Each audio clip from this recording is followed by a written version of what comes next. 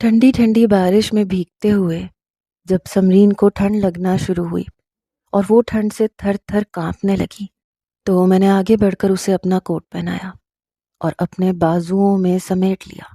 وہ میری باہوں میں سمٹ کر پرسکون ہوئی تو میں نے آہستگی سے اس کے کان میں وہ بات کہی جسے سن کر وہ پوری طرح شرم سے لال پڑ گئی اور پھر مجھے دیکھ کے مسکراتے ہوئے وہ اندر کی طرف بھاگی تھی اور میں اس کے دل کی حالت جان کر مسکراتے ہوئے اس کے پیچھے پیچھے اندر داخل ہو گیا تھا۔ میں جانتا تھا کہ وہ سیدھی کہاں گئی ہوگی، یہ بھی جانتا تھا کہ اس کی مسکراہٹ میں اس کی رضامندی چھپی ہے، وہ بھی اس بات کے لیے راضی ہے۔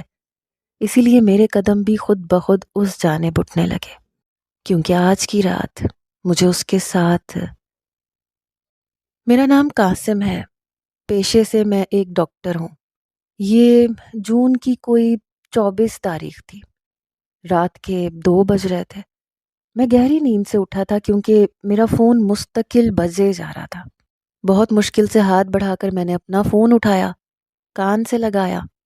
دوسری طرف میرے ہاسپٹل کی ریسیپشنسٹ بہت تیزی میں بات کر رہی تھی۔ وہ مجھے کسی پیشنٹ کے بارے میں بتا کر فوراً ہسپتال پہنچنے کا کہہ رہی تھی۔ ایک دم سے ہی میری چھٹی حس بیدار ہوئی، میں اٹھ کے بیٹھ گیا۔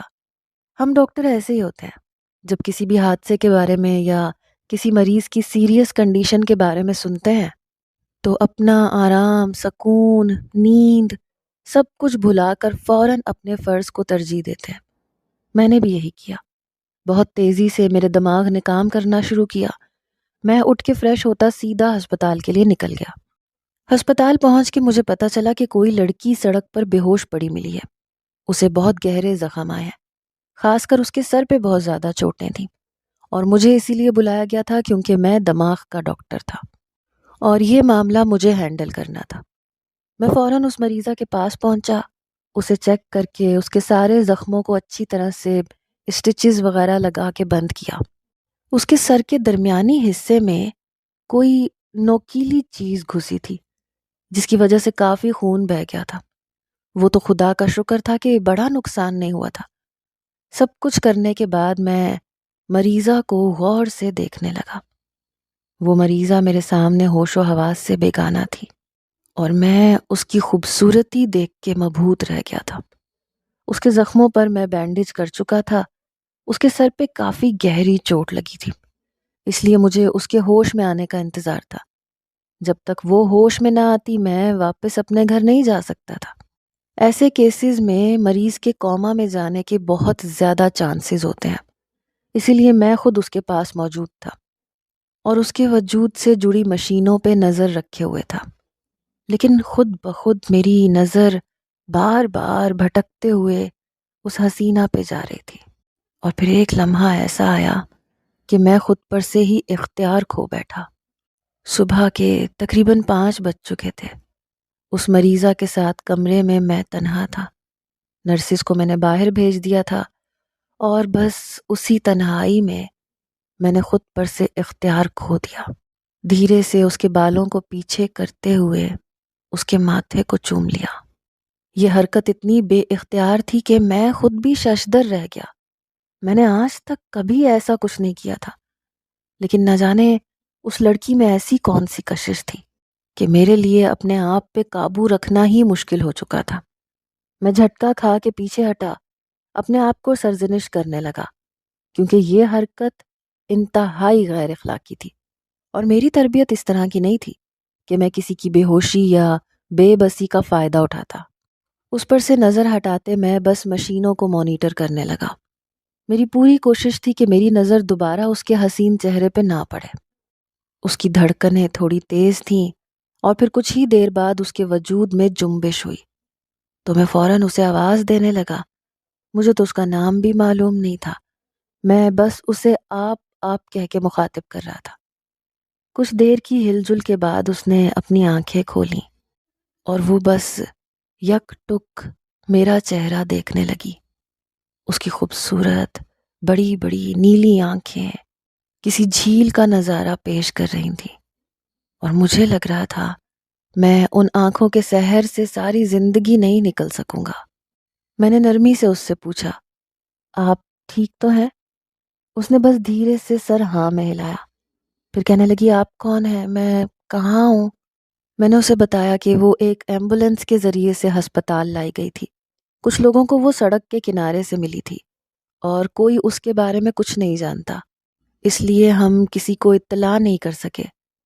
میں نے اس کا نام پوچھا تو وہ خالی خالی نظروں سے مجھے دیکھنے لگی، اور پھر اس نے ایسی بات کہی کہ میں چونک اٹھا۔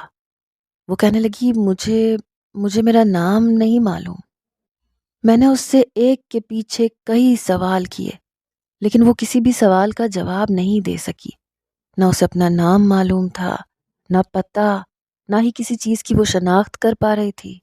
وہ بس خالی خولی نظروں سے یہاں وہاں دیکھ رہی تھی۔ میں جان گیا تھا اس کے سر پہ لگی گہری چوٹ نے اس کی یادداشت کو بہت نقصان پہنچا دیا ہے۔ پولیس میں تو ہم رپورٹ پہلے ہی کروا چکے تھے، لیکن اس کے باوجود بھی اس کا کوئی اتا پتہ معلوم نہ ہو سکا، اور نہ ہی کسی نے اس کی گمشدگی کی کوئی رپورٹ درج کروائی تھی۔ قریبی تمام تھانوں میں اطلاع ہو چکی تھی، لیکن 2 دن گزرنے کے باوجود بھی اس لڑکی کے لیے کوئی نہیں آیا تھا۔ اس کے زخم ٹھیک ہوئے تو ہسپتال والوں نے اسے ڈسچارج کرنے کی بات کی، لیکن سمجھ نہیں آ رہا تھا کہ ڈسچارج ہونے کے بعد وہ کہاں جائے گی۔ اس لیے میں نے اس لڑکی کی ذمہ داری اپنے کاندھوں پر لے لی۔ سچ تو یہ تھا کہ اسے دیکھ کے میں اپنا دل ہار بیٹھا تھا، اور اس کے لیے میرے دل میں ایسے جذبات پیدا ہو گئے تھے کہ میں خود اب اس سے الگ نہیں ہونا چاہتا تھا۔ گزرے 2 دنوں میں نے اس کا بہت زیادہ خیال رکھا تھا، اور جب میں نے اس سے اپنے گھر چلنے کو کہا تو اس کے پاس انکار کرنے کی کوئی وجہ نہیں تھی۔ وہ خاموشی سے میرے ساتھ میرے گھر چلی آئی۔ میرے گھر پہ میری بوڑھی ماں تھی، جس نے میرے کہنے پہ بہت آسانی سے اس لڑکی کو ہمارے گھر میں جگہ دے دی، پھر اسے بیٹی بنا کے اس کا نام سمرین رکھ دیا۔ سمرین کے ہمارے گھر آنے پر میں نہ صرف بہت زیادہ خوش تھا، بلکہ میرے تو دل کی دنیا ہی بدل گئی تھی۔ ہسپتال سے کہیں زیادہ میرا دل گھر پہ لگ رہا تھا۔ میں اپنی ڈیوٹی کرتے ہی فوراً بھاگ کے گھر آتا، سمرین سے اس کی خیر خیریت پوچھ کے اس کے ساتھ وقت گزارنے لگتا۔ اس کی یادداشت اس طرح سے گئی تھی کہ اسے کچھ بھی یاد نہیں تھا، اور نہ جانے کیوں میرا دل بار بار یہ دعا مانگنے لگا کہ خدا کرے اسے کبھی کچھ یاد بھی نہ آئے۔ میں پوری زندگی سمرین کو اپنے ساتھ اپنے گھر میں رکھنا چاہتا تھا۔ نہ جانے وہ کون تھی، کہاں سے آئی تھی، اس کے آگے پیچھے کتنے لوگ تھے، مجھے کسی بھی بات کا اندازہ نہیں تھا۔ اسی لیے اس کی یادداشت کا نہ آنا ہی میرے حق میں بہتر تھا۔ مجھے تو یہ بھی معلوم نہیں تھا کہ اس کا ایکسیڈنٹ کس طرح سے ہوا، اور ابھی تک کسی نے اسے تلاش کرنے کی کوشش کیوں نہیں کی۔ سمرین کو میرے گھر آئے ہوئے 1 ہفتہ ہو گیا تھا۔ اس 1 ہفتے میں وہ میری ماں کے بھی بہت قریب ہو گئی تھی۔ وہ دونوں سارا دن ساتھ ساتھ رہتے۔ پھر جب میں ہسپتال سے لوٹ کر آتا تو کافی وقت میں اپنی اماں اور سمرین کے ساتھ گزارتا تھا۔ سمرین کی باتیں بہت مزیدار ہوتی تھیں۔ اسے اپنا ماضی تو یاد نہیں تھا، لیکن اس کا ذہن بہت تیز تھا۔ وہ ہمارے گھر کی ہر چھوٹی سے چھوٹی بات کو بھی فوراً محسوس کر لیا کرتی تھی۔ 1 ہفتے میں ہی اسے میری پسند، ناپسند اور ہر بات کا علم ہو گیا تھا۔ وہ ہمارے گھر کا اور میرا بہت زیادہ خیال رکھنے لگی تھی۔ پھر ایک دن میں نے اپنے جذبات سے مجبور ہو کر اس سے اپنی محبت کا اظہار بھی کر دیا۔ وہ ایک بہت خوبصورت شام تھی، جب بارش بہت تیزی سے برس رہی تھی۔ سمرین بچوں کی طرح بارش سے لطف اندوز ہوتی پوری طرح سے بھیگ چکی تھی، اور پھر بارش کے ٹھنڈے ہونے کی وجہ سے اس کے ہونٹ نیلے پڑے، وہ کپ کپانے لگی، تو بے اختیار میں نے آگے بڑھ کر اسے اپنے بازوؤں میں سمیٹا تھا اور اسے اپنے سینے سے لگا کر اس سے اپنی محبت کا اظہار کر دیا تھا۔ کتنی دیر تو وہ حیرت سے مجھے دیکھتی رہی، اور پھر اس کے چہرے پر ایسی مسکراہٹ آئی کہ میں خوشی سے سرشار ہو گیا۔ اس کی مسکراہٹ نے مجھے یہ احساس دلایا کہ وہ بھی میرے لیے جذبات رکھنے لگی ہے۔ کچھ دیر تو وہ اپنی بڑی بڑی آنکھوں سے مجھے دیکھتی رہی، اور پھر ایک دم شرما کے اندر کی طرف دوڑ پڑی۔ اس کی اس شرماہٹ نے مجھ میں ایک نئی جان ڈال دی تھی۔ میں اچھی طرح جانتا تھا کہ وہ کہاں گئی ہوگی، اسی لیے میں بھی اس کے پیچھے پیچھے اندر کی جانب چل پڑا۔ میری امید کے مطابق وہ میری ماں کے کمرے میں ہی تھی۔ میں چوری چوری نظروں سے اسے دیکھ رہا تھا، اور پھر جب اس نے میری نظروں کی تپش کو محسوس کیا تو وہ کپڑے بدلنے کے بہانے اپنے کمرے میں چلی گئی، اور میں نے اسی رات اپنی ماں سے سمرین کے حوالے سے بات کی۔ لیکن یہ بات سن کر میری اماں خاموش ہو گئی۔ پھر میرے پوچھنے پہ وہ کہنے لگی کہ بیٹے قاسم، ہم اس کے بارے میں کچھ بھی نہیں جانتے، وہ ہندو ہے یا مسلمان، کس ذات سے ہے، کس خاندان سے ہے، ہمیں کچھ بھی علم نہیں ہے۔ ایسے میں کیسے کسی لڑکی کو اپنے گھر کی بہو بنا سکتی ہوں؟ اماں کی بات سن کے میں حیران رہ گیا۔ مجھے ہرگز بھی اندازہ نہیں تھا کہ میری ماں کو اس رشتے پہ اعتراض ہوگا۔ مجھے تو لگا تھا وہ بہت خوش ہوں گی، کیونکہ وہ سمرین کو دل سے اپنی بیٹی مان چکی تھی۔ لیکن بہو بنانے کے لیے میری ماں نے بھی وہی اصول مقرر کیے جو ہر ساس کرتی ہے۔ انہیں سمرین کی ذات پات، نسل، خاندان، ہر بارے میں جانکاری چاہیے تھی، جو میرے پاس نہیں تھی۔ جب سے سمرین مجھے ملی تھی، میں تب سے ہی اس کے بارے میں معلومات حاصل کرنے کی کوشش کر رہا تھا، لیکن ناکام رہا تھا۔ آج کے اس ڈیجیٹل دور میں بھی سمرین کے بارے میں معلومات حاصل کرنے میں مجھے کوئی کامیابی حاصل نہیں ہو سکی تھی۔ اسی لیے میں نے ہار مان کر اس سے شادی کا فیصلہ کیا تھا۔ اور پھر جب میں نے بڑی مشکل سے اپنی ماں کو راضی کیا تو پھر میری ماں نے شادی کی تیاریاں شروع کر دیں۔ انہیں سمرین سے کوئی مسئلہ نہیں تھا، بس وہ ایک خاندانی لڑکی کو بہو بنانا چاہتی تھیں۔ اسی لیے انہوں نے تھوڑا بہت پس و پیش سے کام لیا تھا، لیکن بالآخر میں نے اکلوتے ہونے کا فائدہ اٹھایا اور اپنی ماں کو جیسے تیسے راضی کر لیا۔ زور و شور سے شادی کی تیاریاں شروع ہو گئی تھیں۔ اماں میری شادی میں اپنے سارے ارمان پورے کرنا چاہتی تھیں، اسی لیے انہوں نے شادی میں مہینے بھر کا وقت رکھا تھا، اور پھر میں اور سمرین دونوں ایک دوسرے کی پسند سے کپڑوں وغیرہ کی خریداری کر رہے تھے۔ ایسے میں ایک دن جب میں سمرین کو لے کر شہر کی ایک بڑی سی بوتیک میں گیا جہاں مجھے اس کے لیے شادی کا شرارہ پسند کرنا تھا، تو وہاں کسی نے پیچھے سے سمرین کو مریم کہہ کے آواز لگائی، اور سمرین ایک دم سے چونک کے پلٹی۔ وہ لڑکی جو سمرین کو آواز دے رہی تھی وہ اس کے سامنے آئی اور آنکھوں میں آنسو بھر کے اسے گلے لگا کے کہنے لگی، مریم بھابی، آپ کہاں چلی گئی تھیں؟ ہم نے آپ کو کتنا تلاش کیا، سب آپ کے لیے کتنا پریشان رہے۔ سمرین ہکا بکا اس لڑکی کو دیکھ رہی تھی، اور وہ لڑکی کہتی چلی جا رہی تھی کہ کیا آپ کو پتہ ہے کامران بھائی نے آپ کی وجہ سے اپنی طبیعت خراب کر لی تھی۔ انہوں نے ہر جگہ آپ کو تلاش کیا، لیکن بہت زیادہ ڈھونڈنے کے باوجود بھی آپ ہمیں نہ ملی۔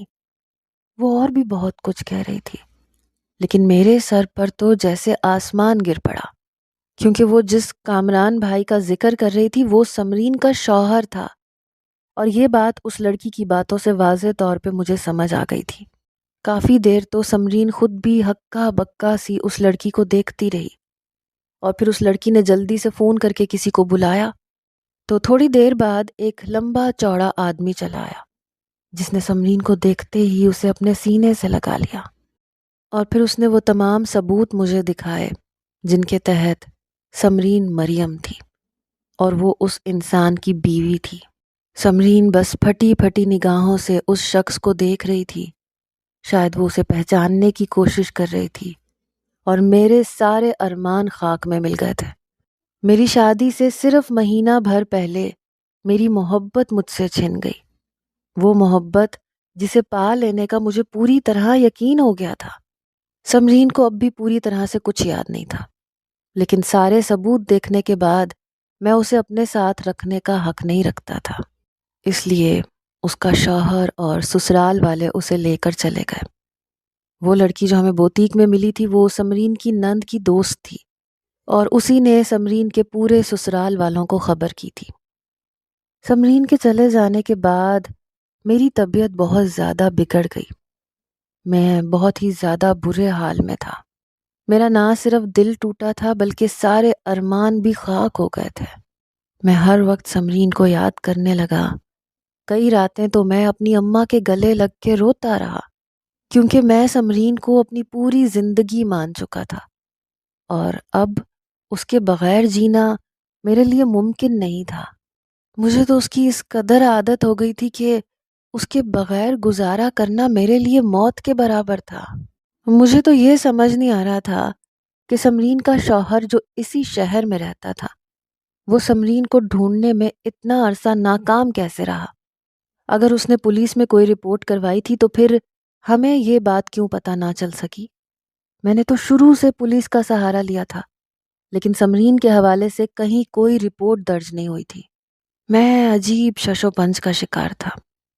2-4 دن گزرے تو مجھے یاد آیا کہ سمرین کا کچھ گولڈ میرے پاس ہے۔ دراصل جس وقت اس کا حادثہ ہوا تھا اس وقت وہ کچھ سونے کے زیورات پہنے ہوئے تھی، اور وہ میرے ہی گھر رہ گئے تھے، اس لیے میں اس کے گھر پہنچ گیا۔ گھر کیا تھا، بڑا عالی شان سا بنگلہ تھا۔ میں نے دروازے پہ جا کے سمرین یعنی مریم کے حوالے سے چوکیدار سے بات کی تو پہلے تو اس نے صاف انکار کر دیا، لیکن جب میں نے بار بار اصرار کیا تو اس نے اندر کسی سے رابطہ کیا۔ پھر مجھے ڈرائنگ روم میں بٹھا دیا گیا۔ تھوڑی دیر بعد سمرین کا شوہر کامران میرے سامنے آ کر بیٹھ گیا اور بہت سخت لہجے میں مجھ سے میرے آنے کی وجہ پوچھ رہا تھا۔ میں نے وہ شاپر اس کے آگے کر دیا جس میں سمرین کے زیورات تھے، اور اس سے سمرین کی طبیعت وغیرہ کے بارے میں پوچھا تو وہ شدید غصے میں آ گیا۔ کہنے لگا، تم بہت ہی گھٹیا آدمی ہو، پہلے اتنا عرصہ میری بیوی کو اپنے گھر میں چھپا کے رکھا اور نہ جانے کیا کچھ کرتے رہے، اور اب یہاں تک چلے آئے ہو۔ تم تو اس سے شادی کرنے والے تھے، اس سے زیادہ تمہارے گھٹیا پن کا اور کیا ثبوت ہو سکتا ہے؟ کامران کی بات سن کر میں شرمندہ ہوا، کہا کہ مجھے معلوم نہیں تھا کہ سمرین یعنی مریم شادی شدہ ہے۔ میں تو اسے سہارا دینا چاہتا تھا، اس سے زیادہ میرا اور کچھ مقصد نہیں تھا۔ میں تو یہ سوچ کے یہاں آیا تھا کہ سمرین کی خیر خیریت لے لوں گا۔ مجھے لگا تھا کہ اس کا شوہر میرا شکریہ ادا کرے گا کہ اتنا عرصہ میں نے اس کی بیوی کا خیال رکھا، لیکن وہ تو الٹا مجھ سے بدگمان ہو چکا تھا۔ میری نیک نیتی کو بھی وہ میری بد نیتی قرار دے رہا تھا۔ خدا گواہ تھا، میں نے کبھی سمرین کے ساتھ اپنی حدود کو پار نہیں کیا تھا۔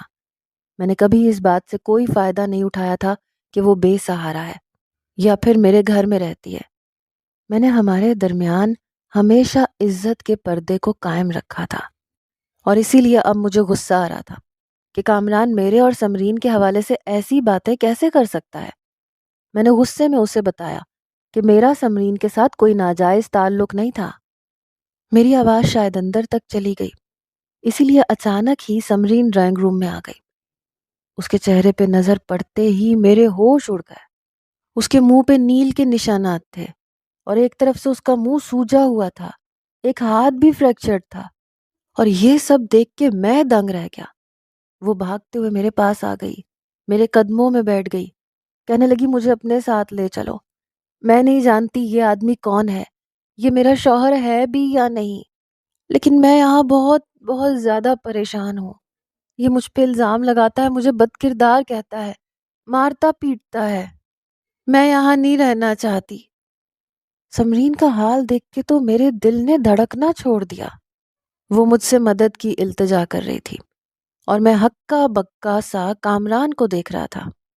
میرے سامنے کامران نے اسے بازو سے پکڑا، اسے گھسیٹتا ہوا اندر لے گیا، اور پھر جب وہ واپس آیا تو غصے میں کہنے لگا، ایسی بے حیا عورت کو بڑی مشکل سے میں نے اپنے گھر میں دوبارہ جگہ دی ہے۔ میں اچھی طرح سے جانتا ہوں کہ اس نے تمہارے ساتھ کیا گل کھلائے ہوں گے۔ تم نے بھی بہت فائدہ اٹھایا ہوگا۔ آخر مریم جیسی جوان اور خوبصورت لڑکی کو کوئی مرد کیسے چھوڑ سکتا ہے؟ اسی لیے بہتر ہے کہ یہاں سے دفع ہو جاؤ اور دوبارہ یہاں نہ آنا۔ میں کامران کی باتوں پر حیران تھا۔ ابھی تک مریم کی یادداشت نہیں آئی تھی، وہ خود کو ابھی بھی سمرین محسوس کر رہی تھی، بجائے اس کے کہ کامران محبت سے اسے اس کا ماضی یاد دلاتا۔ وہ اس کے ساتھ مار پیٹ پہ اتر آیا تھا، اور یہی بات مجھے بہت زیادہ پریشان کر رہی تھی۔ میں وہاں سے باہر نکلا تو میرے دل کو سکون نہ آیا۔ میرا ایک دوست پولیس آفیسر تھا، میں اس کے پاس گیا، ساری بات بتائی تو وہ کہنے لگا کہ اس طرح کی مار پیٹ تو ڈومیسٹک وائلنس میں آتی ہے، اور خاص طور پہ تب جب عورت کی یادداشت بھی ٹھیک نہ ہو۔ تم کہو تو میں کارروائی کرتا ہوں۔ پھر میں نے اس سے کہا کہ ٹھیک ہے، تم کارروائی کرو، ایف آئی آر میں خود درج کرواؤں گا۔ میں نے ایف آئی آر درج کروائی اور میرے کہنے پر کارروائی ہوئی۔ پولیس والوں نے سمرین کو وہاں سے نکال لیا، میں اسے واپس اپنے گھر لے آیا، جبکہ کامران کو ڈومیسٹک وائلنس کے الزام میں پولیس نے گرفتار کر لیا تھا۔ سمرین کی حالت دیکھ کے تو میری والدہ کا دل بھی بہت زیادہ دکھا تھا۔ انہوں نے سمرین کی تیمارداری شروع کر دی۔ اس کی ذہنی حالت بہت زیادہ خراب تھی۔ ایسا لگتا تھا جیسے اس کے ساتھ بہت زیادہ مار پیٹ کی گئی ہے، اسے بہت ظلم و ستم کا نشانہ بنایا گیا ہے۔ اس کے چہرے پر نیل کے نشانات اس بات کی گواہی دے رہے تھے کہ اس کا شوہر ایک جانور تھا۔ 4-6 دن ایسے ہی گزرے کہ ایک روز سمرین سیڑھیاں اتر رہی تھی کہ کمزوری کی وجہ سے اسے چکر آئے اور وہ سیڑھیوں سے گر پڑی، اور جب اسے ہوش آیا تو اس کی یادداشت واپس آ چکی تھی۔ شاید ذہنی تناؤ کی وجہ سے یا پھر دوبارہ چوٹ لگنے کی وجہ سے اس کا دماغ کام کرنا شروع ہو گیا تھا، اور جو حقیقت اس نے سنائی تھی وہ سن کر تو میرے قدموں تلے سے زمین نکل گئی تھی۔ اس نے بتایا تھا کہ اس کا کوئی حادثہ نہیں ہوا تھا، بلکہ اس کے شوہر نے جان بوجھ کر اسے ایسی گاڑی میں بٹھا دیا تھا جس کا بریک فیل تھا، اور اس کے ایکسیڈنٹ کے وقت اس کا شوہر وہیں موجود تھا۔ وہ ایک ویران سی جگہ تھی، اور پھر اس کے شوہر نے اس کے سر پر کوئی ایسی چیز ماری تھی جس کے بعد اس نے اپنا ہوش کھو دیا تھا۔ بظاہر یہ ایک کار ایکسیڈنٹ تھا، لیکن در حقیقت اسے جان سے مارنے کی کوشش کی گئی تھی۔ وہ روتے ہوئے بتا رہی تھی کہ کامران جس جائیداد پر عیش کر رہا ہے وہ سب اس کی اور اس کے والد کی ہے۔ اس کے والد نے مرتے وقت یہ ساری جائیداد سمرین کے نام کی تھی، اور اسی جائیداد کی خاطر کامران اس کی جان لینا چاہتا تھا، لیکن خدا کا کرنا ایسا ہوا کہ اس کی جان تو نہ گئی، لیکن وہ مجھے مل گئی۔ اس کی یادداشت نہیں تھی، اسی لیے اتنا عرصہ میں نے اسے سنبھالا، اور کامران نے یہ سوچ کے اسے تلاش کرنے کی کوشش نہیں کی کہ وہ مر کھپ گئی ہے۔ لیکن جب سمرین کی نند کی دوست نے اس کے گھر والوں کو اطلاع دی تو کامران کو اس بات پہ بہت غصہ آیا کہ سمرین ابھی بھی زندہ ہے، اور اس نے ایک دفعہ پھر اس کے ساتھ مار پیٹ شروع کر دی۔ وہ چاہتا تھا کہ وہ اس کی یادداشت نہ ہونے کا فائدہ اٹھا کے اسے ذہنی مریض بنا دے، لیکن میں اتفاق سے اس کی محبت میں اس کے دروازے پہ پہنچ گیا اور ایک دفعہ پھر اسے اس آدمی سے بچا لایا۔ سمرین میرے سینے پہ سر رکھ کے رو رہی تھی، اپنے غم بیان کر رہی تھی۔ سمرین نے بتایا کہ وہ اور کامران ایک ہی کالج میں پڑھتے تھے۔ اس نے اپنی پسند سے کامران سے شادی کی تھی۔ اسے لگا تھا کہ کامران اس کے لیے ایک آئیڈیل شوہر ثابت ہوگا، اور شادی کے شروع میں تو واقعی کامران اس کے ساتھ بہت اچھا تھا، لیکن کچھ ہی مہینوں بعد سمرین پر یہ حقیقت کھل گئی کہ کامران نے محض اس کی جائیداد کے لیے اس سے شادی کی ہے، اور جب سمرین نے اس سے جان چھڑوانے کی کوشش کی تو اس نے سمرین کو ہی راستے سے ہٹا دیا۔ سمرین نے بتایا تھا کہ وہ بہت جلد کامران سے طلاق لینے والی تھی، اور جب کامران کو اس بات کی بھنک لگی تو اس نے جان بوجھ کے یہ سارا منصوبہ بنایا تاکہ سمرین اور اس کے والد کی جائیداد اس کے ہاتھ سے نہ جائے۔ کامران نے اس کے ساتھ ہمیشہ ہی ایسا سلوک کیا تھا، اور اب تو وہ بات بات پر اسے بے حیا اور بد کردار کہنے لگا تھا۔ میں نے سمرین کو یقین دلایا کہ میں ہمیشہ اس کا ساتھ دوں گا۔ میں نے سمرین کی کامران سے خلا کروائی۔ کامران پر اقدام قتل کا جرم بھی دائر کروا دیا گیا۔ کامران کو 14 سال کی قید با مشقت کی سزا سنا دی گئی تھی، جبکہ سمرین نے مجھ سے شادی کر لی تھی۔ ہم دونوں آج ایک ساتھ بہت اچھی زندگی گزار رہے ہیں۔ کامران نے اپنی طرف سے سمرین کو مارنے کی، اسے پاگل کرنے کی ہر ممکن کوشش کی تھی، لیکن خدا جب کسی کو زندگی دیتا ہے تو پھر کوئی بھی اس کا بال بیکا نہیں کر سکتا، اور سمرین کے معاملے میں بھی ایسا ہی ہوا تھا۔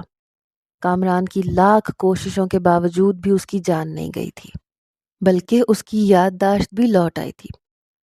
جلد ہی سمرین میرے بچے کی ماں بننے والی ہے۔ اس کا اصل نام تو مریم ہے، لیکن چونکہ میں نے اس کا نام سمرین رکھا تھا، اس لیے اس نے اپنا یہی نام رکھ لیا ہے اور میں اسے سمرین ہی کہہ کے پکارتا ہوں۔ ہم دونوں ایک ساتھ ایک گھر میں خوشگوار ازدواجی زندگی گزار رہے ہیں۔ کامران ایک غریب مرد تھا جس نے پیسے کے لالچ میں سمرین جیسی لڑکی کے جذبات کو ٹھیس پہنچائی، اس کی محبت کو استعمال کیا۔ لیکن میرے پاس پیسوں کی کوئی کمی نہیں تھی۔ میں ایک ویل سیٹلڈ ڈاکٹر تھا، میرا اپنا گھر بار تھا، اور سب سے بڑھ کر یہ کہ میں نے سمرین سے سچی محبت کی تھی۔ میری نیت پاک تھی، اسی لیے مجھے میری منزل مل گئی۔ اگر آپ کی محبت بھی پاکیزہ ہے، آپ کی نیت بھی صاف ہے، تو یقین جانیے ایک نہ ایک دن آپ کو بھی آپ کی منزل ضرور ملے گی، آپ کی محبت بھی آپ کے ساتھ ہوگی۔